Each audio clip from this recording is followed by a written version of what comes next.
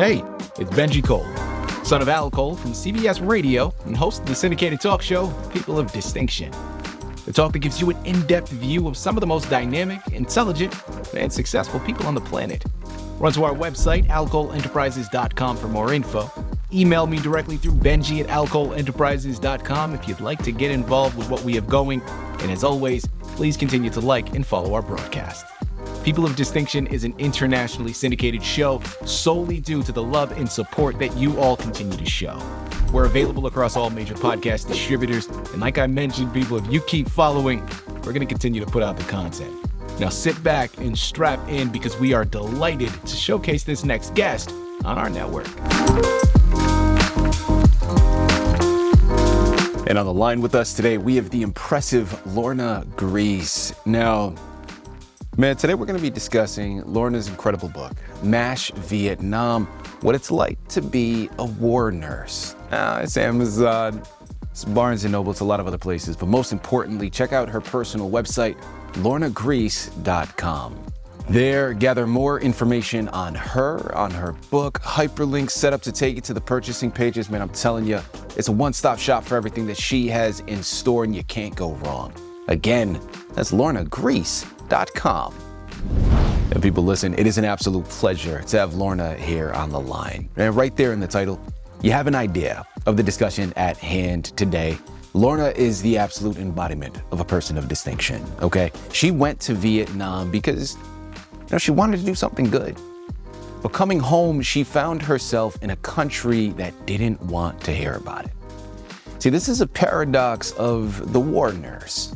Hailed in the field, but silenced by the culture that they were fighting for.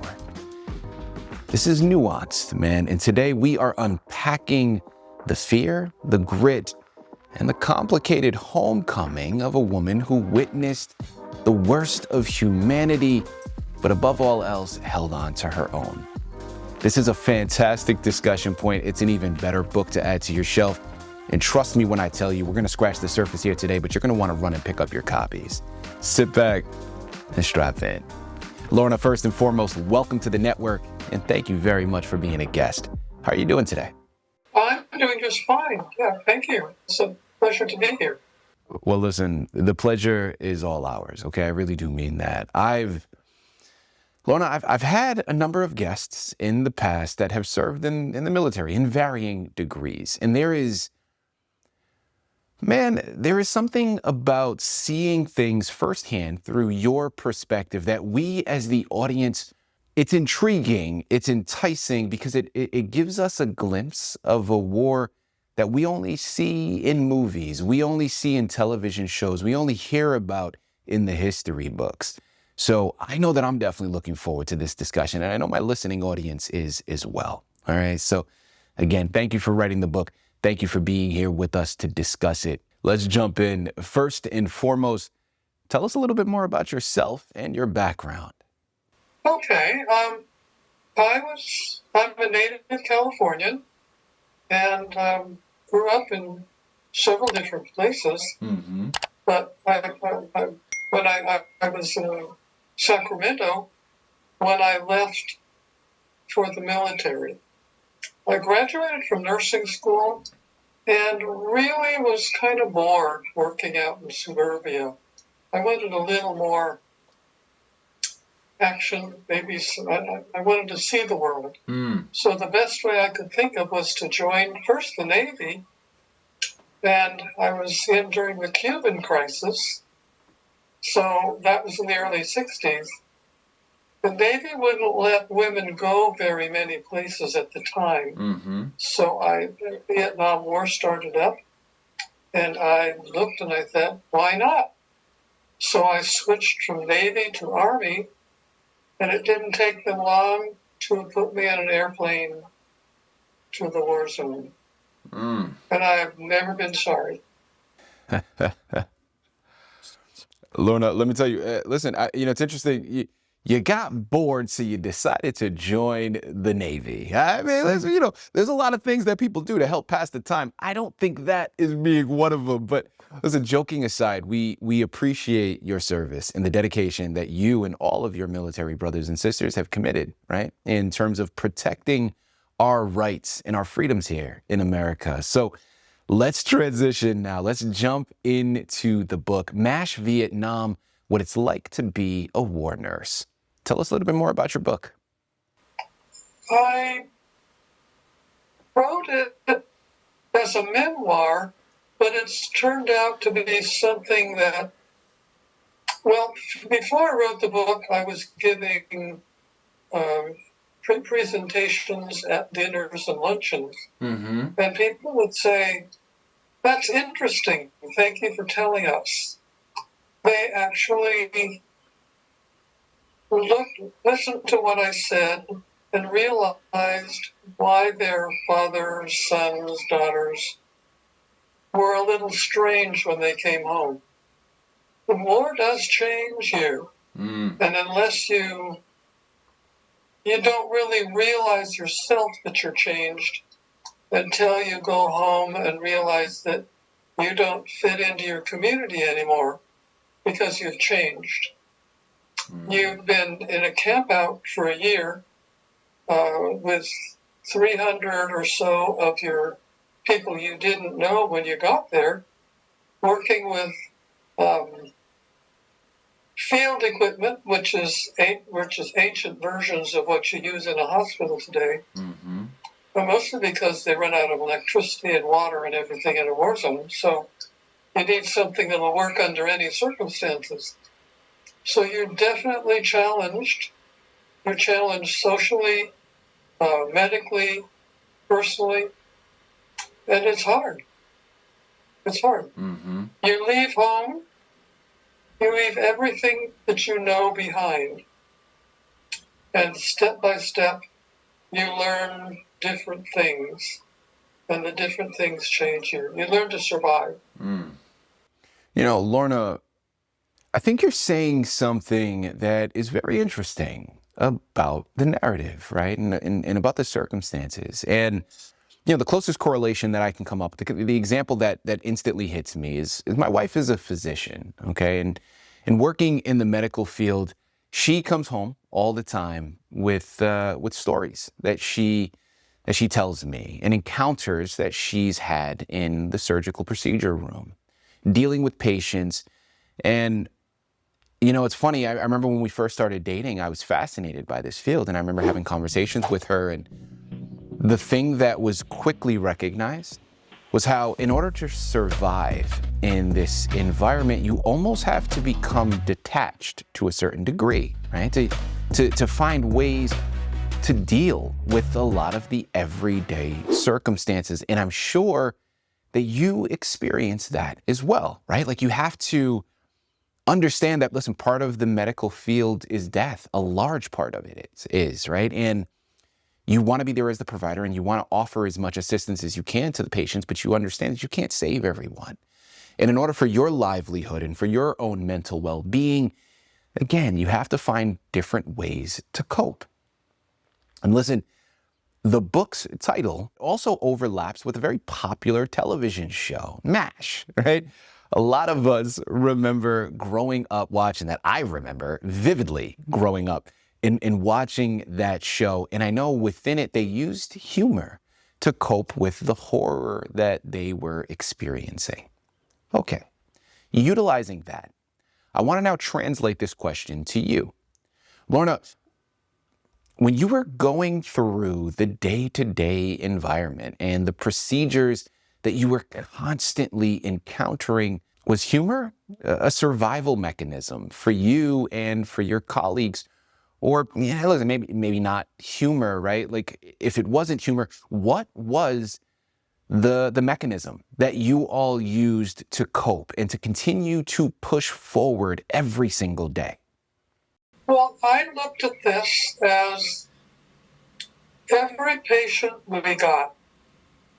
Well, we only had men. Women were not serving in Vietnam in those kind of roles. But Um, every patient we got had someone at home wanting them to come home.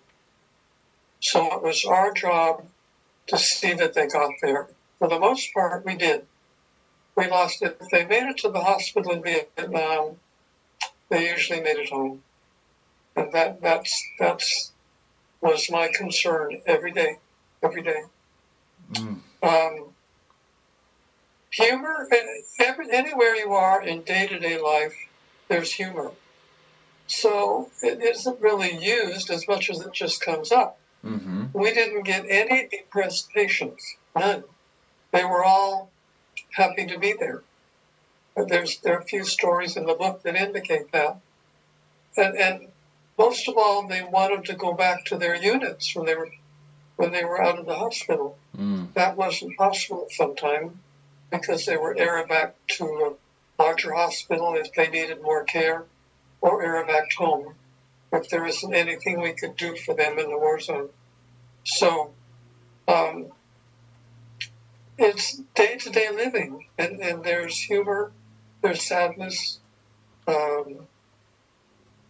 fatigue, energy. It's all there. You just have to get over your circumstances and go with it. A lot of times we didn't have running water. We didn't have telephones. There were no cell phones. There were no phones at all. The headquarters had a phone that called out and received calls. But it was a short distance to run to the intensive care unit and say, hey, you got a patient coming in. One time it was a Vietnamese baby with croup. And before I could say, we don't have facilities for a child, the door burst open and there was a child followed by mother, parents, and a doctor. You just have to learn to cope with that. People, I'm telling you, this is a book that you're going to want to add to your shelf. Okay, remember, it's Amazon, it's Barnes & Noble. Most importantly, check out her personal website, lornagriess.com. Remember, it's entitled MASH Vietnam, What It's Like to Be a War Nurse. It's going to open your eyes to a lot, okay? Head on over there, purchase your copies today. My follow-up now that I want to go into here with you, Lorna, you mentioned earlier about transitioning back to civilian life and the obstacle that was for you. Let's explore that a little bit further, okay? What was the biggest quote-unquote civilian problem that you encountered at that time? Tell us a little bit more about that. Civilian nursing was rather routine.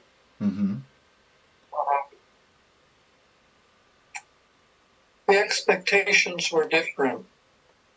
We had patients that expected hotel type service, and that's fine.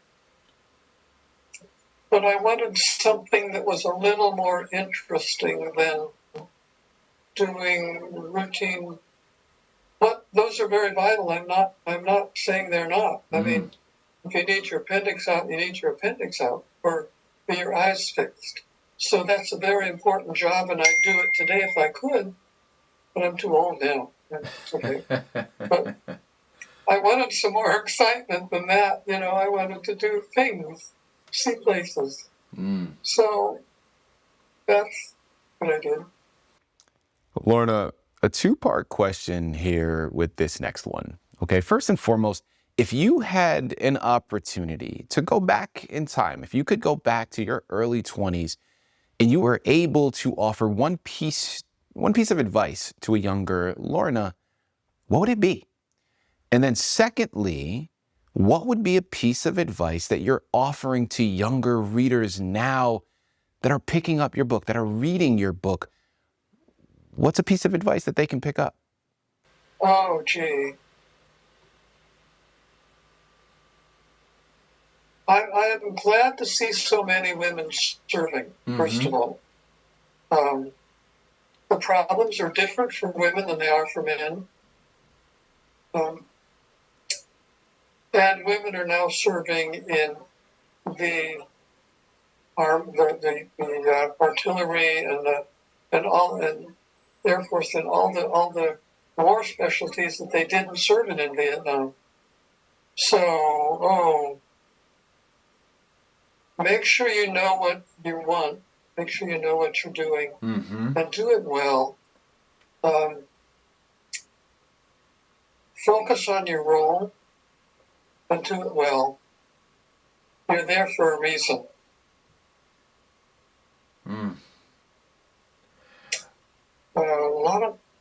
Seems like a lot of the younger people focus on themselves and what's going on with themselves, but you have to get away from that. You're focusing, whatever your job is, it's very important, it's crucial to the workings of whatever service you're in. If you don't screw the screws in an airplane wing right, you have a problem. So you have to really focus on it and get it right. My final question now, Lorna, similarly connected to the previous one, but what are you hoping your readers take from the book, right? After they close that last page, what is the lasting thought or question that you hope that they carry with them?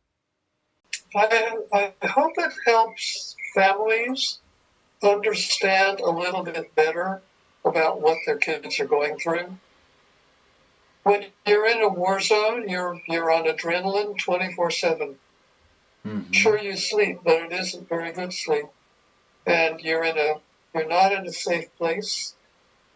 You're dealing with circumstances you've never dealt with before, with people that you didn't know yesterday. You do now. You get to know them very well. But most of all, you get to know yourself. So don't be too critical of yourself. Let yourself grow. Lorna, thank you. All of your friends have changed. None of your friends have changed, but you have. And you don't fit in at home anymore. Anybody. But don't let that upset you. Keep moving with where you want to go. People, I'm telling you, man, this is one that is going to be an absolute game changer for you, okay? Listen, it is there on the screen, all right? So you already know. Head on over, purchase your copies, okay?